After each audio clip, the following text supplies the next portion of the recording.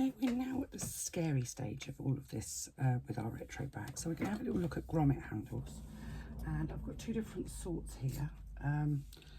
They look very similar. Obviously they're different colours. You can see this one is black and this one is silver, but from the front, very little difference. However, from the back, this one has, you can see this has got a sort of a tooled back and holes for screws. This one has no tooled back, but it has little tabs to fit the back on. Now, by comparison, this is cheap and this is heavy. There's a huge disparity between the quality of the two. These are perfectly all right, but they are cheaper. These are just more durable, just a little bit posher, and they come in lots and lots of colours. Now, for the life of me, I cannot find where I've put the screws for these, so I'm actually going to fit these ones rather than these, but the principle stays exactly the same. You know how to fit hardware. You're going to cut your aperture out, and you're going to make holes for the screws so that you can actually fit the screws on, like through the fabric of the bag. But I'll show you that when we get to that point. So let's talk about positioning. Now, while we were testing this bag, it was discovered that not all grommet handles are equal. Some are bigger, some are smaller, some are more rectangular, some are sort of almost like a kidney shape.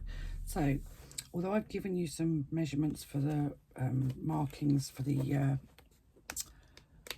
positioning of your handles in the pattern, you will need to double check according to the handles that you've got. Now, I'm going to use a pair of these cheap ones, and basically what I've done is I've marked the centre of the front and the back, and you can see I've actually ripped off a squiggly edge, but I've actually put an arrow on to show me which is the centre line. And I only need to do that at the top really, because that's where my handle's going. Now, I think the pattern says 1 inch from the top. However, what I would suggest you do, and it's not a problem on the front, what I would suggest you do is check inside, is that you're going to use the back of your grommet handle as your template. If you put your grommet handle 1 inch from the top edge, and I'm just going to, that's too big to get in there. Let's try a different one. Oh, crash bang wallet, what a picture. 1 inch from the top edge. What you don't want is for the hole in the middle to be on your lining. Now, it doesn't matter if the grommet itself laps over onto the lining from the facing, as long as you're not going to be cutting through the stitching that joins the two together. If your grommets are slightly bigger or slightly more kidney shaped, you may need to move that grommet up just a 1/4 of an inch just to get it away from this line of stitching. It's fine for the actual hardware itself to go over that line of stitching. What you don't want to be doing is cutting through that line of stitching. Now, these are absolutely fine, so I am going to stick them 1 inch down. I'm going to put them where I suggest in the pattern, and just to be sure that this is 1 inch wide. Decorator's tape that's completely disintegrated, so I'm going to actually put that out of the way and start with something more sensible, like a ruler and a chalk marker. So I'm going to put my 1 inch from the top marks. As you can see, this one actually hasn't got any of the fancy stuff that you've got on the main retro. This is actually being made in denim and it's been quilted. You could just lots and lots and lots of options for this. So what you need to do is put your grommet handle back onto your bag. Now, I'm going to actually lift it up a little bit and put it a fraction higher, because I think with the design that I've quilted, it actually needs to be a little bit higher. But you need to make sure that your grommet is central. And you can use your marks for that. So basically what I've got is the inside of the grommet handle on my 1 inch line. and then use whatever is your preferred method to mark the shape of the inside. And I use a chalk marker for everything. You could use a Frixion pen. This won't show, this will be gone.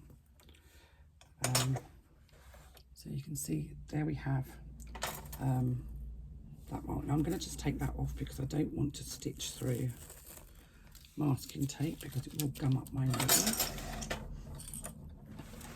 And what I'm going to do is I'm going to stitch as much as I can around. I'm just going to infill those bits where the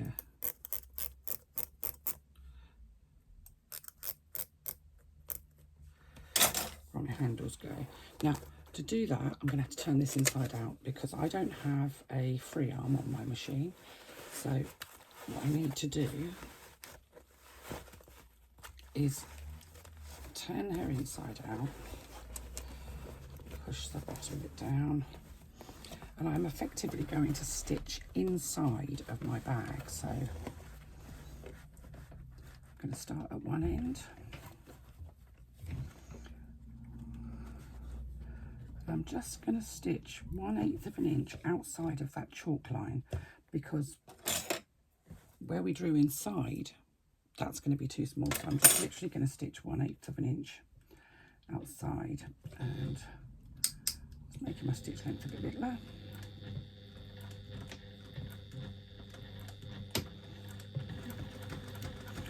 So what does this do? This kind of holds all the layers together, stops everything from moving.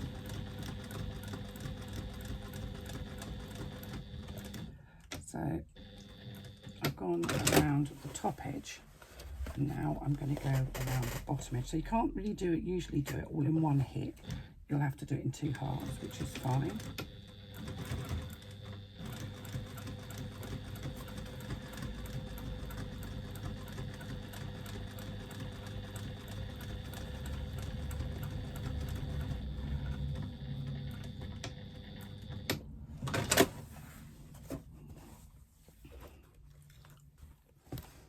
Quite hard to see because I've actually done it in the same colour as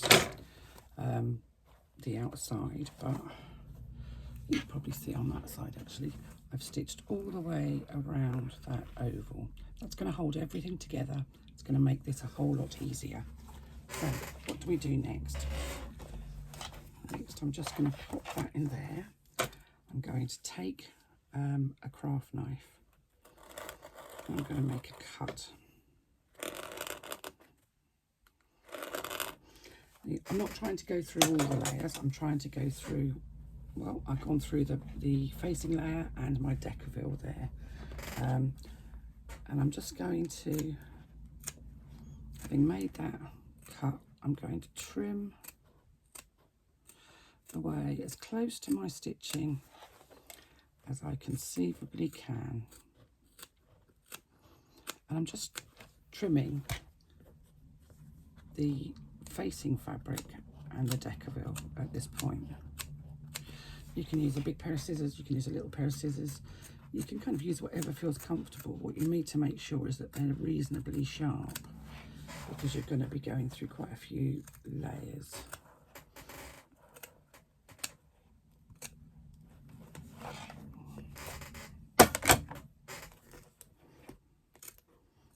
Why did I put the ruler in? Just to make sure that when I use my craft knife I didn't go straight through and cut into the front of my bag. I should have put a cutting mat, but I didn't actually have one to hand. So using what I've got by the side of me, and I'm not really cutting onto it, I'm just making sure that when I cut,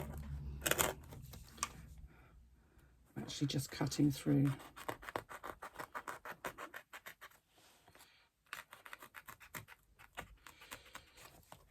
So you can see there, what I've cut through is my facing panel and the decaville that I put on there.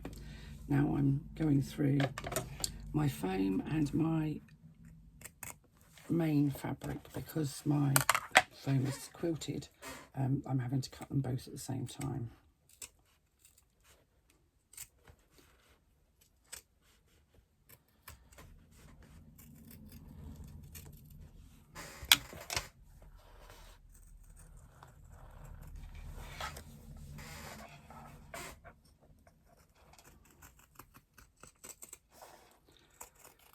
cutting into your bag once you've finished it and top stitched it seems really terrifying, counterintuitive even. You're like, no, I don't want to do that. So once you've created your aperture, your hole, you can, from the right side, pop your grommet on and see if it fits, see how it looks. And sometimes you have to, let's just put those prongs in so I can actually get it anywhere near it. Sometimes you have to take a little bit more out, trim it out a bit more at each end, and I'm going to have to do exactly that here because I've not got it quite long enough at each end. And that may mean that you actually take out a little bit of that stitching that you did to hold things together, but you won't be taking all of it out.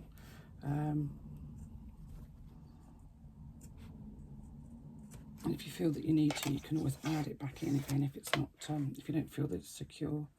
I'm just taking a tiny, tiny bit more on the width here. And it is, once you get that main bulk out, it's about trimming out little bits at a time. Trying, trimming, trying, trimming.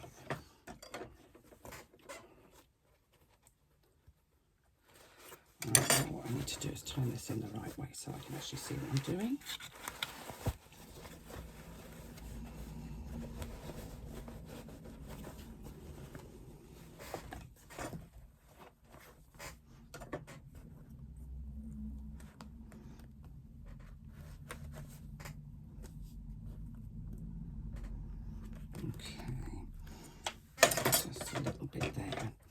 And what you need is for this to be a snug fit around the outside of your grommet handle. You don't want to have to stretch the bag to fit around the grommet, but you just need it to be a reasonably snug fit, and that looks pretty much okay to me. Now you're fitting these things while you've constructed the bag, and that makes them fiddly, but it's not impossible, it's just fiddly. So what I'm going to do is, I don't actually have any fray check.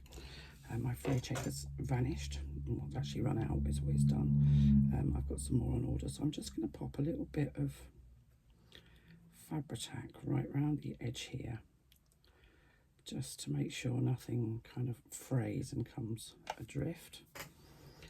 We have got that line of stitching. I've got a couple of bits here where I've actually cut into my stitching, so, but this glue won't show, so it's not a problem. It'll all be covered by the handles. Now you can glue your handles on if you want to give them a bit of extra security.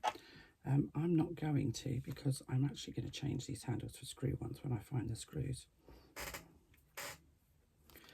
But a little bit of glue just to around the edges to help stop the fraying, especially if you're using fabric. If you're using faux leather for the outside and for the facing, then you shouldn't need that glue or that fray check. It's just to kind of secure. So let's just try and show you.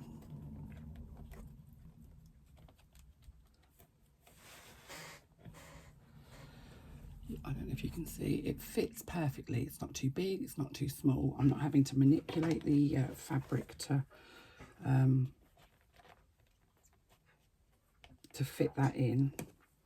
So I've got my front in, I've got the little spiky bits through, and then I'm going to pop the back on.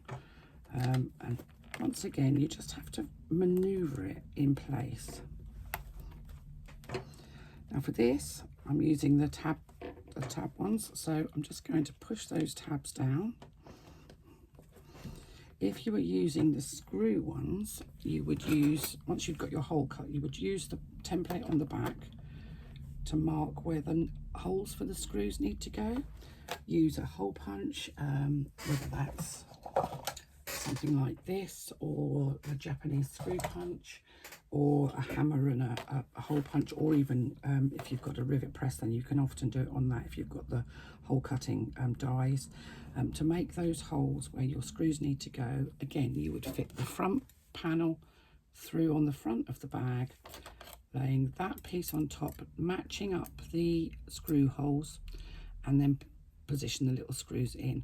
It does take a bit of doing, and when I've done this with the screws, what I always try to do is fit one screw half in, then another screw on the sort of opposite one, if you like. So I've got one on the top and one on the bottom, and I half tighten them. I don't fully tighten them before I put all the others in, and I will wait until I've got all 4 screws in before I fully tighten them. Gives you a chance to just maneuver a little bit if you need to. Now I'm just going to look at the front of this, and I think that's pretty cool. I'm pretty happy with that. So I'm now just going to do exactly the same thing on the back. You don't need to see me doing it again. You've seen how I do it. What I'm going to do is I'm going to take this one off though, because it's a lot easier to do the second one without the first one on. As long as you've got the hole, you don't actually need the grommet handle on there while you're doing the second one. Gives you a bit more flexibility. So I'm just going to pop this one out of the way while I get on and cut one that goes on the back. Actually, what you can do as well, what I have done before now, is cheat a little bit. Use the hole from the first one as your template on the back one, if you want to, rather than messing around. It's easy enough to do. Make sure that your magnetic fasteners are fastened up before you do that. But you're going to follow the exact same process. You're going to put your make your cut centrally on the back. Measuring, you'll have to use your own discretion as to how high up you go, and that will depend on the style of your grommets. Obviously it needs to be centrally, and obviously this position needs to be the same on the front as it is on the back, so that the handles sit literally right opposite each other. But that's how you're going to fit your grommet handles.